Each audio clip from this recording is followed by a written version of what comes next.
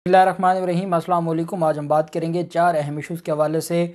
मुनहरफ जो मेंबरान थे पाकिस्तान तहरीक इंसाफ के 5 मेंबरान की वापसी हो गई है और बड़ा दावा किया है सेक्रेटरी जनरल पाकिस्तान तहरीक इंसाफ असद उमर ने। और अपोजिशन का पैसा डूब गया है। अपोजिशन जो करोड़ों रुपए लगाए थे उनका पैसा डूब गया है। बड़ी दिलचस्प तफसीलात हैं जो मैं आपके साथ शेयर करने जा रहा हूँ। साथ हम बात करेंगे इलेक्शन कमीशन पर अपोजिशन क्यों मुतमईन है, क्योंकि इलेक्शन कमीशन ने एक और नया नोटिस जारी कर दिया वज़ीर-ए-आज़म इमरान खान को। और मैं वज़ीर-ए-आज़म इमरान खान से एक कानून के तालिब इल्म होने के नाते गुजारिश भी करूँगा, एक रिक्वेस्ट भी करूँगा, वो भी मैं आपके सामने रखूँगा।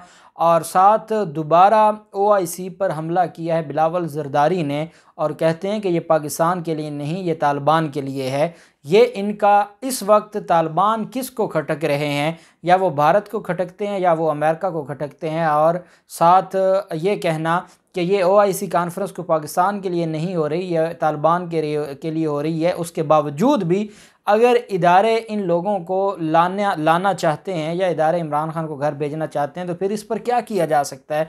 बड़े दुख की बात है, दुख का इजहार किया जा सकता है। और कल तक जो लोग अपने स्टेज पर खड़े होकर अपने जलसों के स्टेज पर PDM जब तहरीक चली और इन्होंने एहतजाज शुरू किया और मुख्तलिफ़ अज़ला में मुख्तलिफ़ शहरों में इन्होंने जब मुख्तलिफ़ जलसे शुरू किए तो इनके स्टेज से नवाज़ शरीफ, बिलावल ज़रदारी, मरियम नवाज़ इदारों के ख़िलाफ़ और फजल रहमान और इनके खिलाफ़ जो मैंगल कंपनी, ये सारे लोग इदारों के ख़िलाफ़, इनका पूरे का पूरा जो तकरीर होती थी वो इदारों के ख़िलाफ़ होती थी। और आज ये कहते हैं कि पाकिस्तान तहरीक इंसाफ इदारों को ब्लैकमेल कर रही है और इदारों के ख़िलाफ़ झूठ बात कर रही है या झूठ फैला रही है या असरअंदाज हो सकती है इदारों पर। आज ये इदारों की वकालत करना इन्होंने शुरू कर दिया, जिसकी वजह से हर पाकिस्तानी को ये लगता है कि दाल में कुछ काला तो ज़रूर है।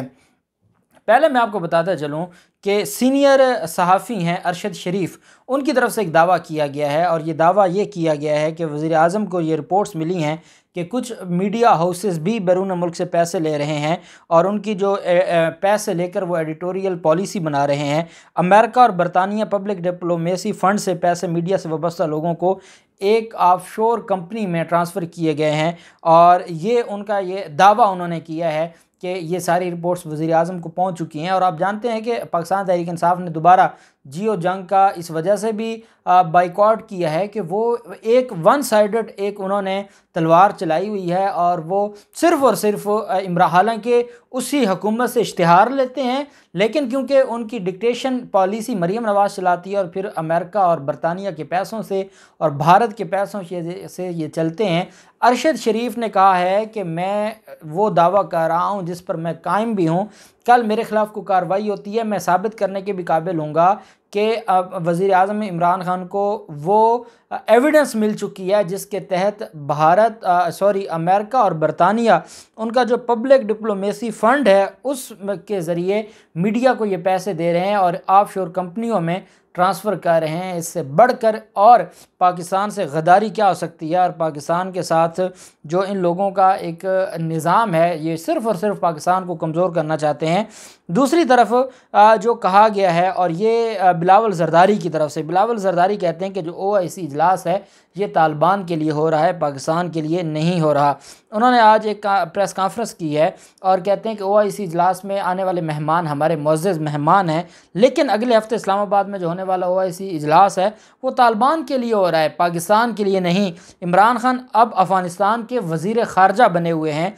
OIC कॉन्फ्रेंस मसला कश्मीर पर नहीं बुलाई गई, इस्लामी ममालिक से तल्लुकात हमने बनाए, आपने बिगाड़े हैं। इनको शर्म नहीं आती कि आपने अपने 5 साला दौर में कोई एक कश्मीर पर OIC बुलाई थी या कभी आपने कोई स्ट्रॉन्ग उनको कोई जवाब दिया था। आपके दौर में तो खारजा पॉलिसी की ये हालत थी कि अगले आते हैं और आकर उसको ले जाते हैं। जो एक तमाशा बनाया गया उसामा बिन लादेन का और पूरी दुनिया के सामने पाकिस्तान का को बदनामी का बाइस बना वो वाक़या, फिर रेमंड डेविस आपने दिया था। इसी को आप आज़ाद खारजा पॉलिसी कहते हैं। शर्म आती नहीं लोगों को बात करते हुए और ये कहते हैं कि इमरान खान ने खारजा पॉलिसी तबाह कर दी है, इमरान खान ने खारजा पॉलिसी बना दी है।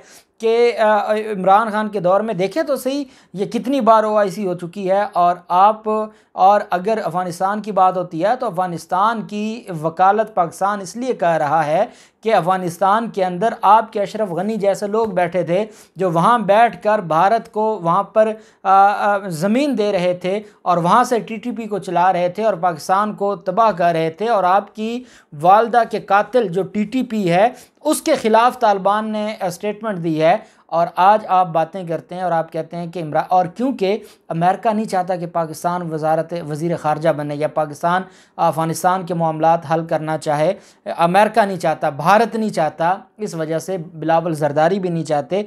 इससे बढ़कर इस वक्त जो एक हमारा नेशनल इंटरेस्ट है, जो हमारी कौमी पॉलिसी है, वो कमर बाजवा साहब और DGISI और वज़ीर आज़म इमरान खान, ये 3 बड़ों ने बनाई है। और उसके तहत हमने अफ़गानिस्तान को चलाना है क्योंकि अमेरिका भाग गया है, भारत के अड्डे ख़त्म हो गए हैं।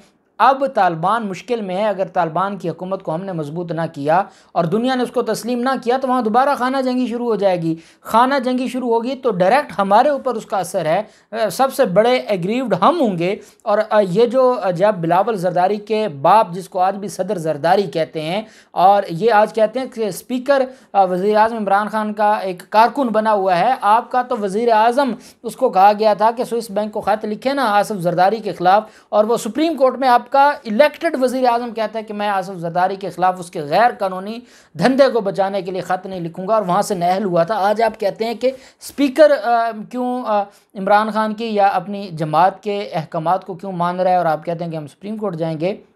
फिर जो एक मामला चला हुआ है और कंवल शोज़ब की तरफ से जो कोई स्टेटमेंट आई है, जिसको हम इस वजह से भी मुस्तरद करते हैं और हम कंडेम करते हैं, मजम्मत करते हैं। अच्छा, मैंने नहीं सुनी कि उसने क्या कहा है, और वो ट्विटर में खला में गई हैं और वहाँ जाकर उन्होंने कोई गुफ्तगू की है इदारों के हवाले से, क्योंकि वो पिछले दिनों से काफ़ी डिस्टर्ब हैं। और उन्होंने चीफ जस्टिस सदर मिनल्ला साहब की अदालत में भी बड़े सख्त रिमार्क्स दिए, और उनको जितना उनकी ज़ात को उछाला गया है, कीचड़ उछाला गया है, वो अपनी उनका एक ज़ाती फेल है। लेकिन अब बिलावल ज़रदारी कहते हैं कि इदारों को बदनाम किया जा रहा है, और चौधरी सालक हुसैन जो बरखुरदार हैं, चौधरी बरादरान के चकवाल से MNA हैं, कहते हैं कि PTI की जो सोशल मीडिया टीम है वो इदारों को बदनाम कर रही है, और हम उनको बता देना चाहते हैं कि आप ये काम छोड़ दें, नहीं तो हमें पता है कि इदारों का तहफ़्फ़ुज़ कैसे करना है। आज आपको इदारों का तहफ़्फ़ुज़ याद आया है जिस दिन आसिफ ज़रदारी इदारों के ऊपर गालम गलूच कर रहा था, और वही आसिफ ज़रदारी आपके पास आता है और आप उसको वेलकम करते हैं, और आप कहते हैं कि एक आसिफ ज़रदारी ही सियासतदान है, बाकी कोई सियासतदान नहीं है। जब मरीम नवाज़ और नवाज शरीफ गालियाँ दे रहे थे, एक स्टेटमेंट आपकी तरफ से नहीं आई, और अगर कोई एक दो सोशल मीडिया ने इंडिविजुअल कोई बात की है उसको भी हम कंडेम करते हैं। किसी को हक नहीं है कि इदारों के खिलाफ गालम गलूज करे, लेकिन उसके बावजूद आज आप लोगों को ख्याल आ गया, आज बिलावल ज़रदारी इदारों का मुहाफ़िज़ बन गया है। आज बिलावल ज़रदारी फ़ौज के बारे में कह रहा है कि DGISPR इनको कंडेम करें और इनके खिलाफ कार्रवाई करें। कोई शर्म होती है, कोई हया होती है? कौम अब इन चीज़ों को जानती है और कौम इन चीज़ों को अब पहचानने लग गई है। दूसरी तरफ इलेक्शन कमीशन ने आज जो वज़ीर आज़म इमरान खान मालाकंड गए हैं उस पर 22 मार्च को तलब कर लिया है इलेक्शन कमीशन ने। तभी तो फजल रहमान कहते हैं कि जब हम हुकूमत में आएंगे तो सबसे पहले हम नैब को ख़त्म करेंगे, इलेक्शन कमीशन को हम रहने देंगे, क्योंकि इलेक्शन कमीशन तो बी टीम बन चुका है। इस पर मैं वज़ीर आज़म इमरान खान से ये गुजारिश करूँगा कि आपकी जो लीगल टीम है, अटार्नी जनरल साहब मेरे ख्याल में जो इस ये मौक़िफ़ दे चुके हैं, मेरी आपसे ये गुजारिश है कि आप 22 मार्च को आपने ख़ुद नहीं पेश होना होता, आपके वकला ने पेश होना होता है। आपके वकील साहब चले जाएं, जाके उनको जवाब दें, उनको ऑर्डिनेंस दिखाएं कि भाई आप नहीं कर सकते, और वहीं पे इस नोटिस को ख़त्म करवाएं। ये मामला जब अदालतों में जाता है, अगर इस तरह नोटिस आते रहे और इलेक्शन कमीशन के सामने आप क्या वकील ना गया। देखिए, आपने देखा होगा बिलावल ज़रदारी के ख़िलाफ़ 50,000 रुपये जुर्माना भी हुआ था। इन्होंने वहीं जाके इलेक्शन कमीशन के सामने पेश होकर, वो रिटर्निंग अफसर होता है उसके साथ जाना है, एक छोटे से अफसर के पास, उसको आपने जाके अपना जवाब जमा करवाना है, वहीं उनको बात समझानी है, वो ख़त्म हो जाएगा। जब मामला अदालतों में आता है तो आपने देख तो लिया है अदालतों का जो क्या किरदार है। FIA नोटिस भेजे, फ़ौरन उनको ये भी नहीं कहा जाता कि आप जाएँ, पेश तो हूँ, नैब नोटिस करे तो फ़ौरन कहा जाता है कि स्टे दे दिया है। और इलेक्शन कमीशन वज़ीर आज़म को नोटिस भेजे, गैर कानूनी नोटिस भेजे तो कहा जाता है आपने पेश होना था। तो इस वजह से वज़ीर आज़म साहब अदालतों पे ना रहिए, इनका कोई भरोसा नहीं है, ये किसी भी वक्त कोई भी फ़ैसला दे सकती हैं और इनको मौका ना दिया जाए। और आप जाएं इलेक्शन कमीशन के सामने अपने वकला को भेजें, वो जाके उसको जवाब दे के ख़त्म करवाएं ताकि ये मामला बढ़े नहीं और ये मामला ख़राबी की तरफ ना जाए। अब हम आ जाते हैं सुन्नी इत्तेहाद कौंसिल के 100 मुफ्तियान कराम ने फतवा जारी किया है और आज ये ऑफिशियल फतवा जारी किया गया है जिसमें उन्होंने कहा है कि वोट पर पैसे लेना और लोटा करेसी और ज़मीर फरोशी हराम करार दे दिया है, फतवा दे दिया है। अरकान जिस पार्टी के टिकट पर मुंतखब हुए उसी के मुताबिक वोट देना होगा। जो शख्स जानबूझकर वोट का गलत इस्तेमाल करे वो कौम का गद्दार और खाइन है। वोटों की खरीदो फरोख्त पार्टी पॉलिसी की खिलाफ वर्जी और बददियानती है। किसी दूसरी पार्टी से इत्तेफाक करने की सूरत में पहले इस्तीफ़ा दिया जाए वरना ये कौम से गद्दारी, इखलाकी और जमहूरी असूलों की खिलाफ वर्जी होगी। उन्होंने ये फतवा जारी किया और इसमें 100 के करीब मुफ्तियान कराम हैं जिन्होंने ये फतवा जारी किया है कि पैसे लेकर ज़मीर बेचना ये हराम है। ये आज फतवा जारी हो गया। उसके बाद राजा रियाज और ये सारे लोग कहाँ खड़े होंगे, मजहबी हवाले से भी वो भी सुन्नी इत्तेहाद कौंसिल का फतवा आ गया है। और असद उमर ने जो आज एक अहम चीज़ जो रात गए कौम के सामने रखी है और वो ये है कि उन्होंने कहा है कि तहरीक इंसाफ के 4-5 मुनहरफ अरकान ने वापसी के लिए काबीना से रब्ता कर लिया है। उन्होंने कहा है कि मुनहरफ अरकान फ़ैसलों पर नज़रसानी करने वाले हैं और उनको पता है कि आर्टिकल 63A का रास्ता बड़ा सख्त है, उनकी सियासत दफन हो जाएगी। उन्होंने कहा कि वोट बेचने के लिए ये ताहयात नहली होगी। साथ उन्होंने कहा कि शोकाज़ मिलने के बाद लोग MNA से रब्ते कर रहे हैं, जो इमरान खान के ख़िलाफ़ जाएगा वो गलती करेगा। उन्होंने कहा कि राजा रियाज क्या मांग रहे थे इस पर बात नहीं करूंगा, मगर वज़ीर-ए-आज़म इमरान खान से मुलाकात में उन्होंने तहफ़्फ़ुज़ात का इज़हार किया था और वो कुछ ऐसा मांग रहे थे जो वज़ीर-ए-आज़म नहीं देना चाहते।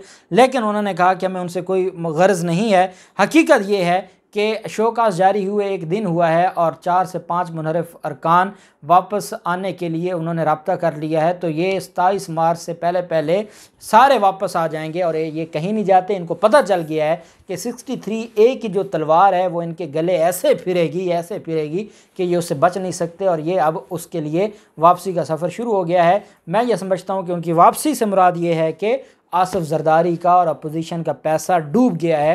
वो करोड़ों रुपए भी ले चुके हैं, ना ये अब उनके सामने किसी अदालत में चैलेंज कर सकते हैं कि हमने पैसे दिए हैं, ना मांग सकते हैं।